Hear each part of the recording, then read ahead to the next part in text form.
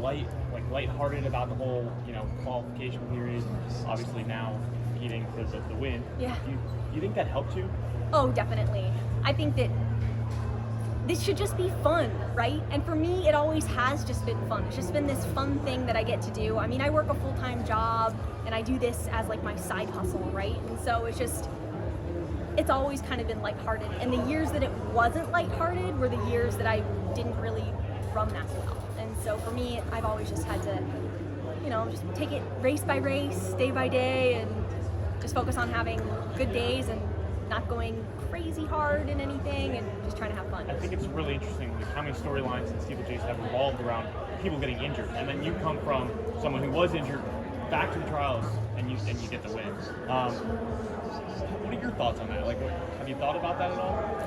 I think it's a really cool story, and I hope that people also think it's a cool story. I mean, I thought it would be an interesting story, so I actually created like a YouTube channel about it. So I actually have some YouTube videos from right after I got my surgery and YouTube videos that kind of documented the whole recovery process, because I thought it would be a cool story one way or another.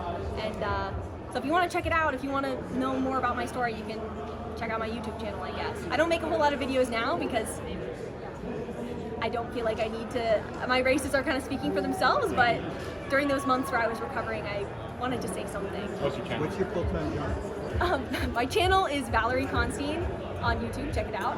My full-time job, I work at a tech company called Stride. I'm wearing them on my feet, and I do quality assurance, and I work with the product team. So pretty cool. How did you get into 903 shape 1 year after surgery? Just not doing anything too crazy, right? Like I do what my coaches tell me to do. So if they tell me to run 400s in 74s, I run them in 74s. I don't need to show off. I don't need to do anything crazy. Run like 70 miles a week. Just try to stay happy and healthy. How many miles a week have you been running? Like 60. So just trying to feel good. I think looking at who's in the field, like Chrissy Gear, the reigning champion, she drops out, she's injured. There's no Emma, there's no Courtney. How is it that it took 907 to still make this team? Like, what is going on to US Steepling to get to that level, even without some of these big players? I mean, Emma and Courtney Frericks paved the way. Without them, we wouldn't have such a high bar, right? And so everyone's aspiring, everyone's inspired by them. And so I think that without them, there's no way that we could have done what we did here today. But I think it would have been tough. If they were in the race, we would have had even more competition. But they're amazing, and I can't wait for them to come back because, well, it's not cold. It's going to be hot when they come back. So that'll be It's fun. the first time since 2008 that Emma Coburn or Courtney Frericks are not on the Olympics for this event. Yep. What does that kind of speak volume to what they've really done for this event in the United States history? I mean, they're titans, right? They're the best ever. They both individually are regarded as the best American steeplechasers in their own regard. I mean, Courtney Frericks has the record, the American record, and Emma is the most highly decorated, U.S. runner, arguably ever. And so it's sad that they're not there, but we've all been inspired by them, and so in a sense they will be there. Like when I was on the Olympic team with both of them last time I got to go, and so I've learned so much from them in that experience, and all of us are going to be thinking about them while we're there. Since they've been on the podium and now you've run this 903, what confidence does it give you to potentially get a spot on the podium in I'm not going to think that far ahead. I'm just going to go back to Boulder and get back to work, do some training, try to feel good, and then we'll see what happens. I mean, the steeplechase is a crazy event, right? People fall down, people get back up, some people don't finish the race, and you never know what can happen. And I guess I just ran a 903, and so that's pretty good, but we've got these amazing, international women who are running sub 9. And so it's like, okay, well, we'll see what happens. If they can close in a 65 like me, then we'll have a real race on our hands. But I'm not going to think too far ahead in the future. What are your thoughts and feelings on Mark and Heather leaving Colorado? I think it's really a shame because I think that they're fantastic coaches. I'm still coached by them, and I wouldn't be here without them. They've coached me for the past 10 years, and I have nothing but wonderful things to say about them. They will continue to coach me throughout the rest of this year, but if Mark wants to retire, I completely understand. He's, in the golden years of his life, and he should be able to do whatever he wants to do. If that's coaching, then continue to coach, and if it's, you know, retire and move to Hawaii and eat pineapple every day, then he should be able to do that too. I mean, you know, the Steeplechase is unforgiving, and you go again. And I mean, Olivia had an unfortunate thing. She was running and she fell in the water and fell in the barrier. Yeah. I know it's your heart going that way. I mean, because you've been in that situation, I bet. I mean, it's just. It sucks. I mean, I blew up my ACL on a water jump in Doha, my first Diamond League race in a Nike kit. So I totally get it. It sucks, but I think that, you know, she just got to dust herself off, get back up, and there's a Diamond League race in a week. If she's feeling like she needs something to prove something, she can hop on a plane and go to Paris, and I bet she can run super fast. So there's tons of great races, and you know what? I'm excited to compete with her for the next couple of years for championship teams. Is that your plan to take it out? Were you trying to take it out fast? What was your plan? My plan was just to run with whoever was at the front and then try to win. I didn't even look at the clock. I was just racing. Have you always had that mindset of this is fun, or did it take me something special to get to that point, like experience? Or? I mean, I've had a lot of ups and downs in my career, and so I think that just trying to stay positive is the best way to just get through it. And it's obviously a lot easier to stay positive after a win, but it's just racing. It's just fun. This is a sport, right? And if it's not fun, then it might be time to be done. But I'm still having a lot of fun. So. When did you go out? That was 2000. That was last year. Yeah, in May 23rd last year. Yeah. So, yeah, it's fun. That's okay. Incredible. Thank To you. come back, Val, sorry, I may have missed some of the early questions, so I'm sorry if you get a question we've already had.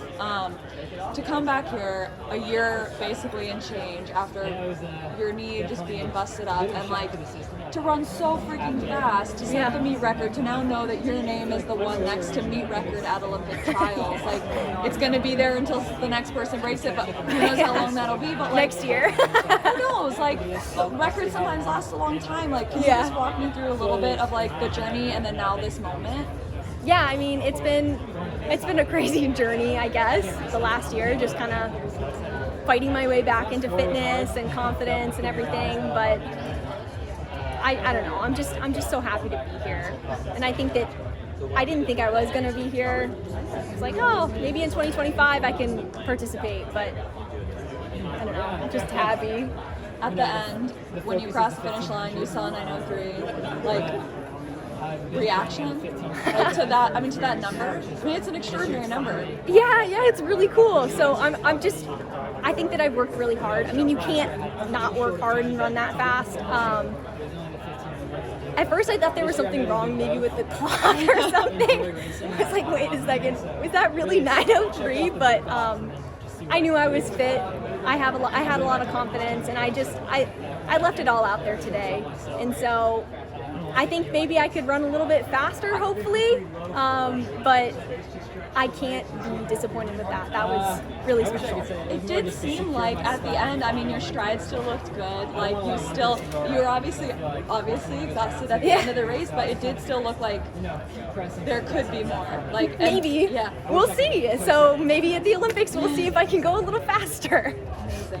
Do you give credit to Rodenfels really setting the pace from the start? I mean, she went out hard for the gun. Yeah, I mean, I think that was really, that took a lot of courage. Not a lot of people decide to just start running like 70s from the gun. But I kind of thought that we would catch her at some point, because I mean, she was running like 9 flat pace, right? And I knew that my race was probably more with Courtney Wayman and Olivia and Marissa and Caitlin Mitchell and Gabby, and so I was like, okay, well, we're probably gonna catch her at some point, so there's no need to go like crazy at the gun. But that was a gutsy race from her. It was 4:57 at the mile for you guys. Was that where you wanted to be right around at? I never looked at the clock, so I don't know. I was just racing, but I guess it was great. I mean, no complaints. Were you comfortable at that then? Like, I mean, you were racing, but like, did it you weren't like feeling any panic or anything or any? No, I just tried to stay super calm. I mean, obviously it was hard. Like, it wasn't a walk in the park. I had to dig pretty deep there at the end to do that, and you know, the mental fortitude to just be like, okay, this is fine. Like, I'm calm. Everything feels good. Because racing is tough. I mean, if any doubt creeps into your mind, it can ruin your day. And so I just had to fill myself with confidence and realize that I deserved to be up there and that I just needed to stay calm and have a clean race. And so when Marissa went at the bell, was this like anybody that could have responded, I'm gonna go with them regardless at this bell lap? Yeah, and my plan was always to kind of be in the top 4, top 3, second, whatever. I didn't really want to lead today, and then my plan was at 300 to go, I need to make a big move, because I wasn't sure where Chrissy was, and she's a very, very fast closer, and so I didn't think that leaving it to the last 150 or 200 was a good idea.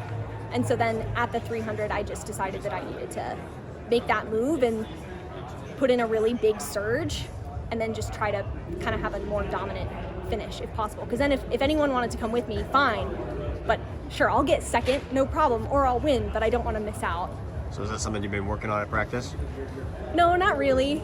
We just were working on running the pace, which we've been practicing more closer to like 9:20, 9:15 pace at practice, somewhere in there. And so, I don't know, but I'm a good closer, so I just had to believe that I could do it. So I guess was that against Coach Wetmore's, I guess, coaching at the end? He told me, he was like, Val, just do whatever it takes to win. And so I was like, okay. And so I thought, okay, well, 300 should be fine. And obviously it was. And it worked, so he won't be disappointed. He'll be happy, I'm sure. Awesome. What do you like about this crew you're taking with the Paris? Oh, Marissa Howard is such a gamer. Even going into this race, I was just thinking, Marissa is a gamer. She's always here. She's always in the top 5.